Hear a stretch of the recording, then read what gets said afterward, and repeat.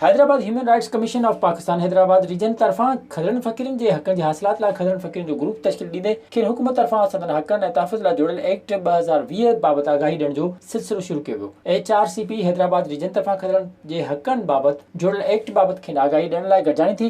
HRCP Sindh जे convener professor इमदाद चांडे चयो त HRCP तरफां पाकिस्तान में पुठिते पयल तबिके लाइ झाकोड़ियो पियो वञे। हुन चयो त पाकिस्तान में खदरन फ़कीरन जे हक़नि लाइ एक्ट त मौजूदु आहे पर फ़कीर उन बाबति आगाही न आहिनि। हुन चयो त असां खदरन फ़कीरन जो हिकु ग्रुप जोड़े रहिया आहियूं त जीअं खेनि उन्हनि जे हक़नि बाबति आगाह करे सघूं। International human rights organization Sindh जी coordinator Nazir Fatima, advocate Tabassum Rani, Islamic international council for human rights जी अॻवान अफशान शेख, HRCP हैदराबाद रीजन जी गुफ़राना आराई ऐं ॿियनि चयो त खदरा फ़कीर तालीम समेत सभिनी सहूलियतुनि खां वांझियल आहिनि। खेनि हुननि जे हक़नि खां आगाह कयो पियो वञे त जीअं हू पंहिंजे हक़नि लाइ जिदोजहद करे सघनि। विज़िट कयो अवामी आवाज़ मीडिया ग्रुप जी वेबसाइट awamiawaz.pk